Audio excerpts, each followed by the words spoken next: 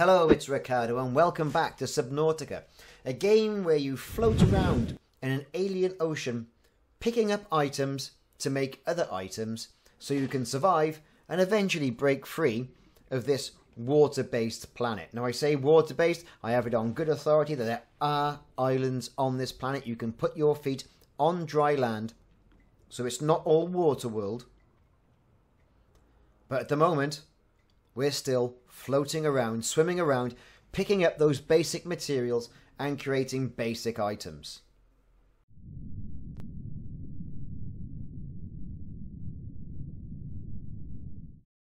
So far what have we got? Well, we've got the scanner, and the scanner is great for scanning items like this laser cutter fragment you see in front of you that can be found in little cargo crates in and around the crash site. Always worthwhile taking a look at those, but then watching out for other nasties that may come around and attack you because you've strayed into their little area. Some of these fish and creatures are very territorial. I'm picking up copper, I'm picking up titanium, I'm picking up salt. What I really need is some quartz. So it's material mining is the name of the game. If you haven't already done so and you like what you're seeing so far, click the subscribe and the like button. That would really help me out. But also look for that notification icon. And that'll let you know when I'm putting more videos of Subnautica and other games that I'm currently playing on YouTube. Now, as I've mentioned, it's all about collecting materials at this stage. It's all about resource management. With resource management, you've got to make sure you've got enough air. Now, I'm currently using a standard tank. This is one up from your actual lungs, okay? And there's a more advanced tank, which I'm going to build in a later video. But at the moment, I've currently got materials for some of the basic tools that I'm going to need to start progressing through the games. You can see I'm wielding a lovely survival knife. Perhaps so far the only weapon I've come across in the game so far. And with that, I can use it to mine some of these creeper vines. With that, I can then make a mesh, mix the mesh with lead, and I can make myself a radiation suit. All good stuff like this. Although it is getting a little bit tiresome going back and forth the surface every time I need to get air. But hey, you need air to live, and we're not here to talk about, you know, why we shouldn't be breathing in a game like this.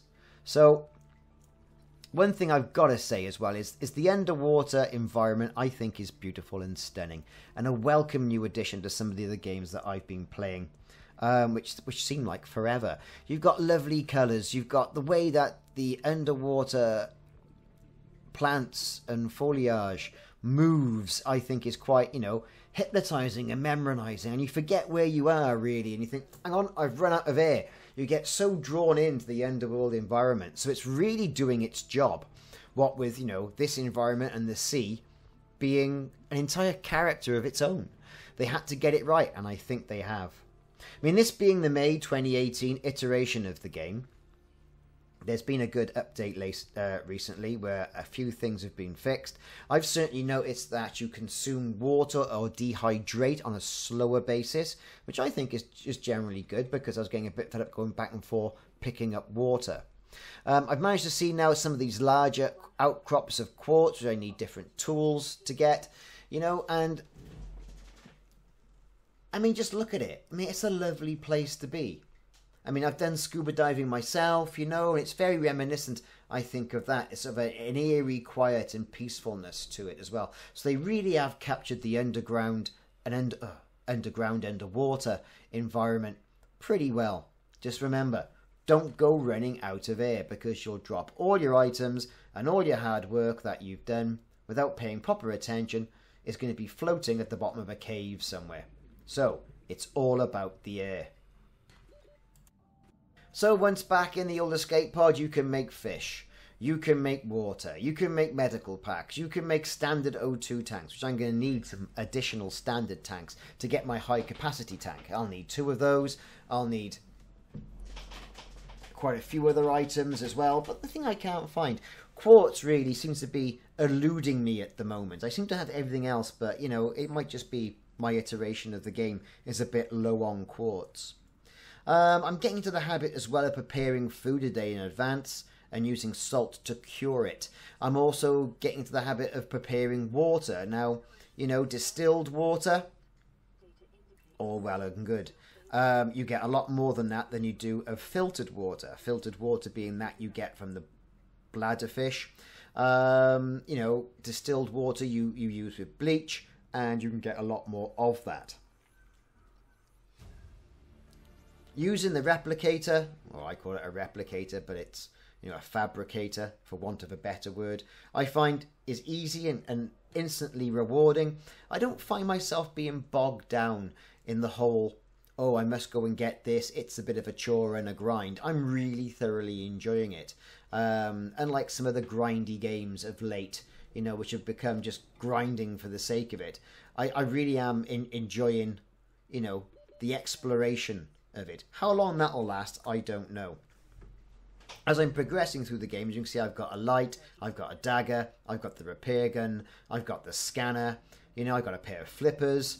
You know, the other items I want to try and check out and find in these cargo crates are things for the sea moth, and the underwater scooter, and the vehicle bay, the floatable, you know, mobile vehicle bay, which I can create vehicles from that. All these things, as you progress through the game, you can build up, you can use.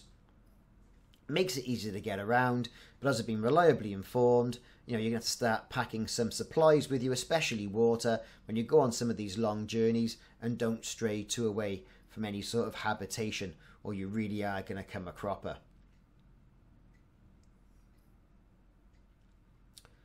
So, that is generally it for this episode of whatever it is I'm doing with Subnautica.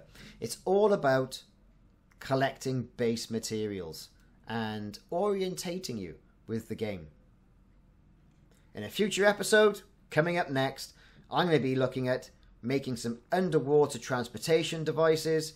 I'm going to be scanning some more fragments, just like this mobile vehicle bay fragment, because when I get enough of those, I can make the vehicle and it'll unlock the blueprint.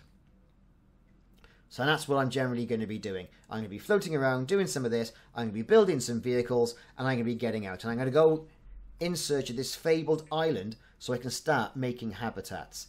Thanks very much for watching. I've been Ricardo. This has been Subnautica. Like and subscribe if you like what you're seeing, and I'll see you soon.